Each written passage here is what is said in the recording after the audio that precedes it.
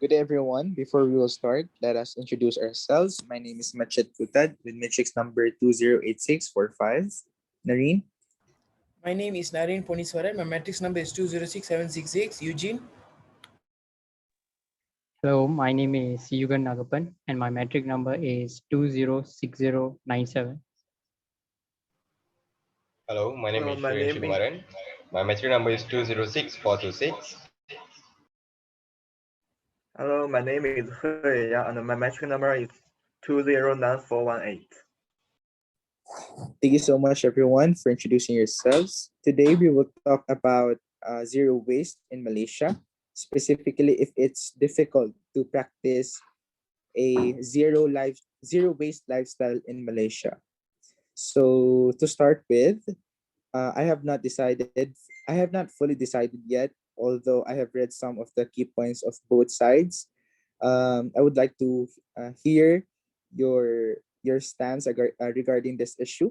Nareen, could you please enlighten us with your key points? Maybe at the end of this discussion, we can decide already, or at least for me. Nareen? Sure. Okay. Let me make my point first.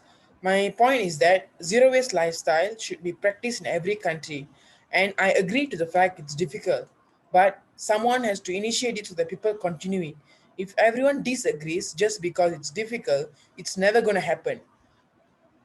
Uh, uh, Zero waste is a gradual process and it can be started by using leftover food as fertilizers and bringing reusable bags for shopping and reduce shopping. We can use fertilizers, for example, when we chop vegetables or when peel onions and onion skin and also a fruit skin. We can put it aside in a pot, and after a few months, we can actually make it into fresh fertilizers. If every home can do this, we can actually save, we can actually reduce our waste, our country's waste by half. That is how much you can save by even using bringing re using leftover food as fertilizers. And many countries, which many first and second rated countries now are having are using the zero waste idea, and they are implementing a lot of steps in order for the people to follow a zero waste lifestyle. So if they can do it, why not us? So you're basically saying, Nareen, that someone has to take the initiative. Is it? Yes. What do you have to say, Eugene? I'm sorry, but I have to disagree with you, Nareen. This is because we know Malaysia is very well known for its food, and we have plenty of food here.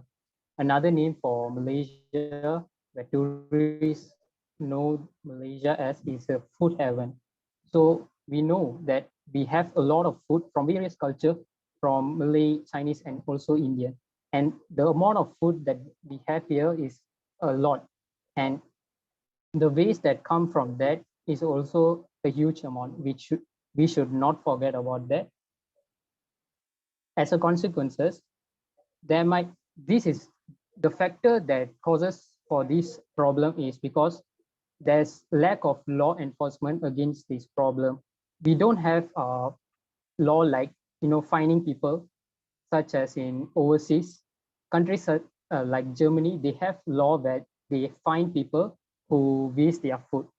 But here in Malaysia, we don't have such law, which becomes one of a factor which causes a lot of food waste here in Malaysia, where a lot of food is available in Malaysia in the first place. So that's my point. What do you guys think about it? To say that I see things differently, you can.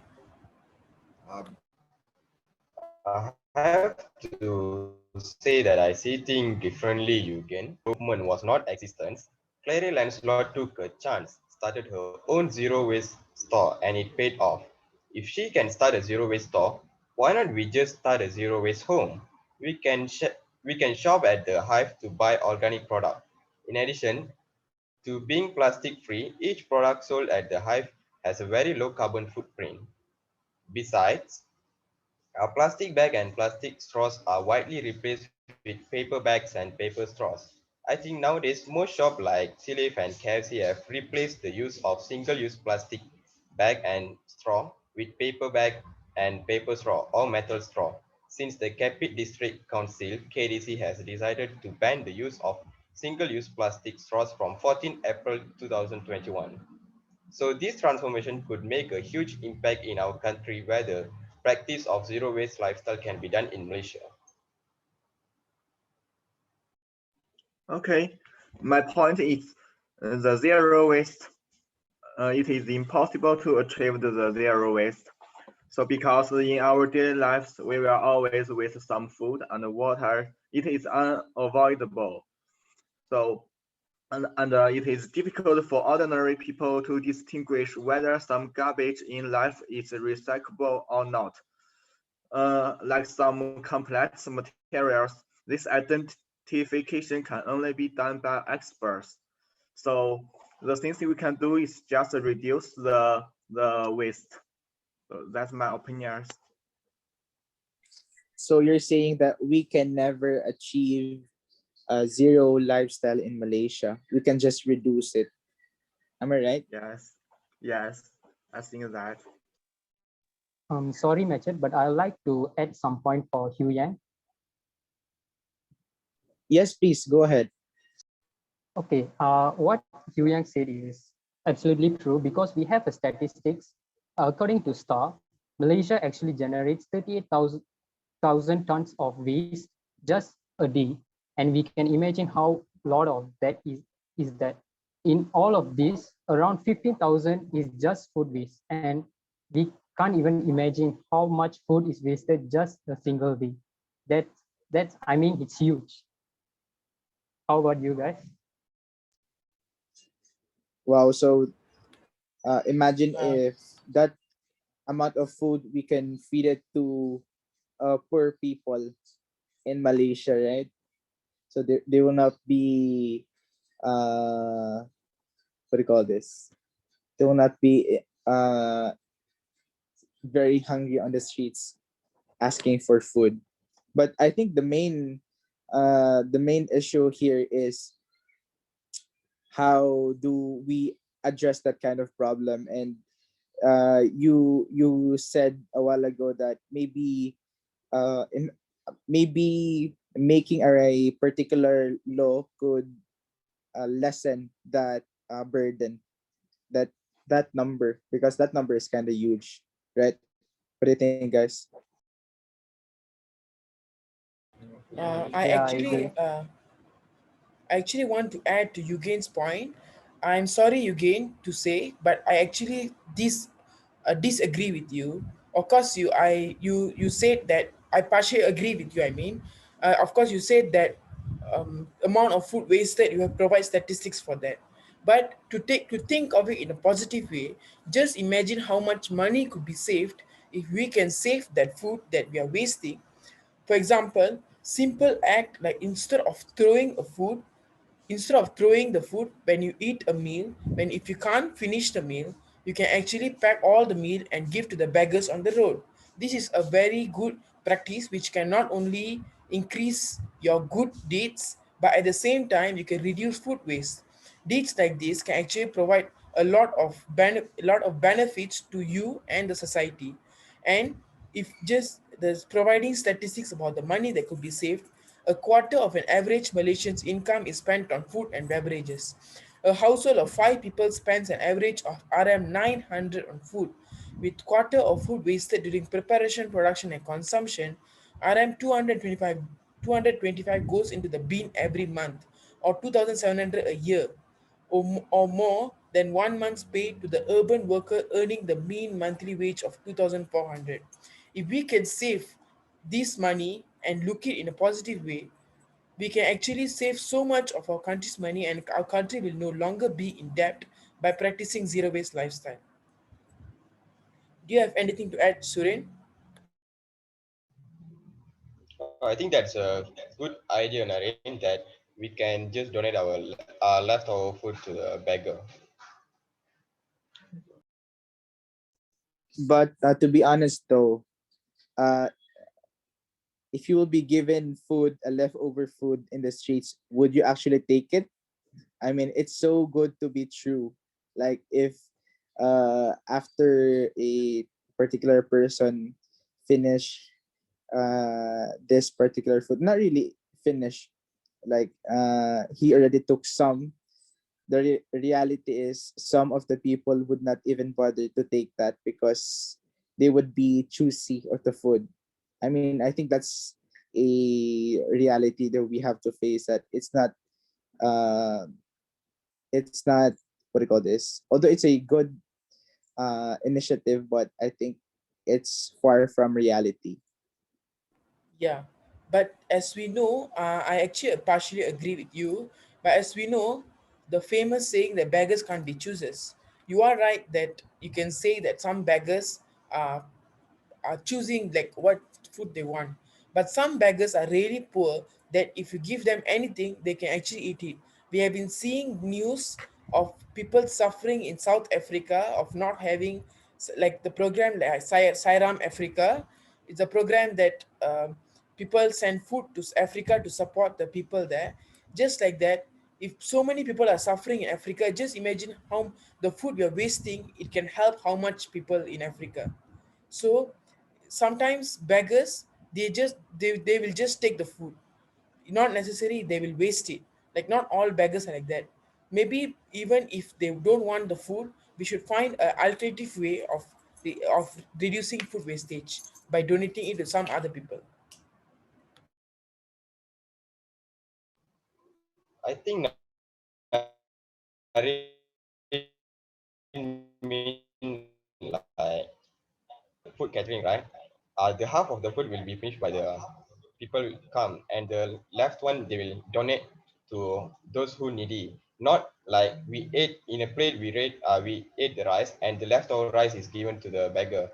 That's what Nareen mean, right? Yes, yes, Suryan, that's what I meant. We can actually save food in many ways, not necessarily one, but it's the effort of is the effort that people must take in order to practice a zero waste lifestyle. We don't need to just one day we have so much food waste, and the next day we just clear our food waste garbage. It doesn't work like that. It's a gradual process. Even if you can reduce your garbage by one quarter every year or even every month, or yeah, even every 2 years, by 4 years or by 8 years, you can actually practice zero waste lifestyle. If every Malaysian is agreeing or is able to take this effort to save Malaysia, definitely our country will definitely be no longer in debt, and we will definitely have many people practicing zero waste lifestyle in Malaysia. So this what I'm trying to say is that it's not difficult. It's not it's difficult, not impossible. Do you have anything to say, Eugene?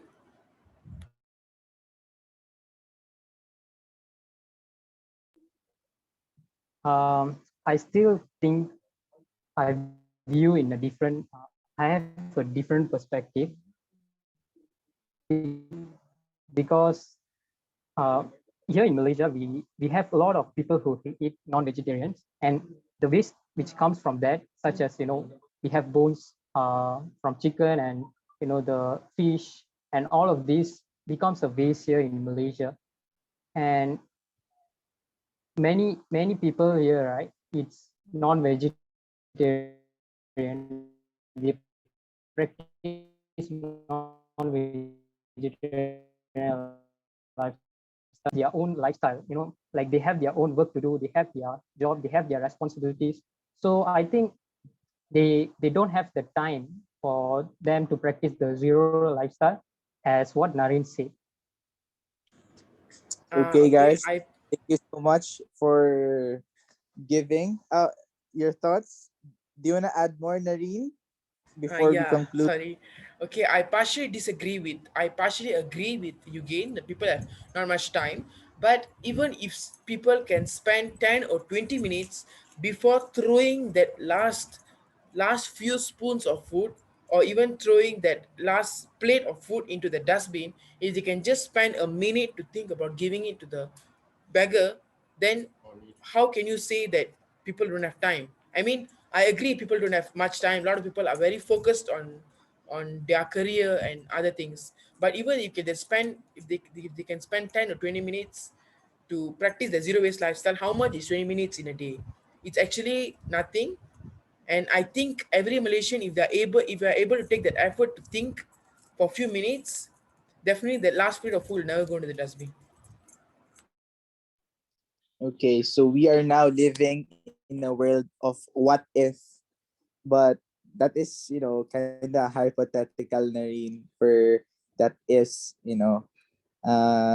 but yeah, it's a good initiative, although um, the both sides actually raised some good points. So to summarize this discussion, um, Nareen and who's the other one again? And who's going against? Who's YUGGEN. Nareen and It's me, Shurien. yeah, okay. Nareen and Shireen believe that although it is difficult, but it is not impossible to practice zero waste lifestyle because they believe that as a nation, as a collective, uh,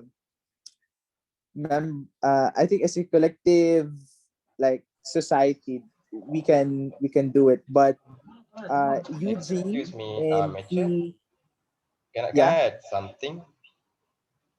Oh, you Uh, wanna add one more? Okay, before we yeah, the conclude. last one before we end.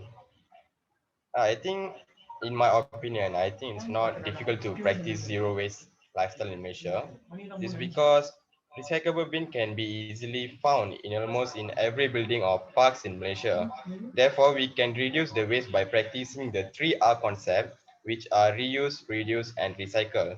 So I strongly believe that it is not that difficult to practice zero waste lifestyle in Malaysia.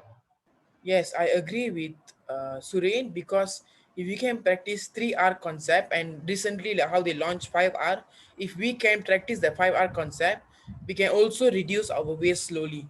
It's not forever, but it can slowly, gradually reduce the waste. If we can reduce your 1 kg of waste, it will be useful. Okay, thank you so much for your additional information. However, it has come to a point where we need to, if we cannot reach a consensus, at least we can summarize the points of both sides. So for the side that believes that it is difficult to practice a zero lifestyle in Malaysia, so their main point is that uh, it is far from reality. People have a lot of things to do, and that's the least thing that they could give care because uh, of the of the ongoing things that they are thinking and doing in their lives. However, Shireen and Nareen believe that it is not difficult because how do we say it? As long as we take the initiative and take the ifs and the small Yeah. steps, you can definitely achieve that zero lifestyle. So I believe that the two groups raised a good point. So it's a matter of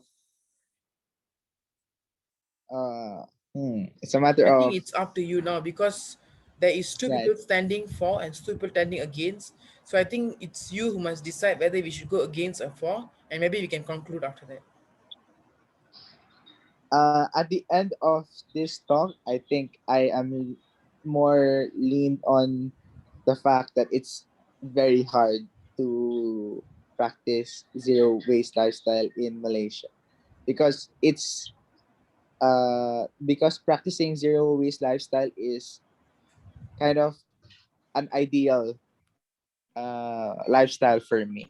I think that's how I see it, at least for me. Okay, I think it's very good. I appreciate your opinion that it's difficult. And what about you, Shurin? Do you? It's not about giving up, but do you respect Match's opinion? And maybe after that we can conclude it. Yeah, I respect matured opinions. I think it takes a long time to us to practice zero waste lifestyle. So I think we need more time to practice. But for now, I think it's a little. I think it's difficult for now. Yeah, actually quite true.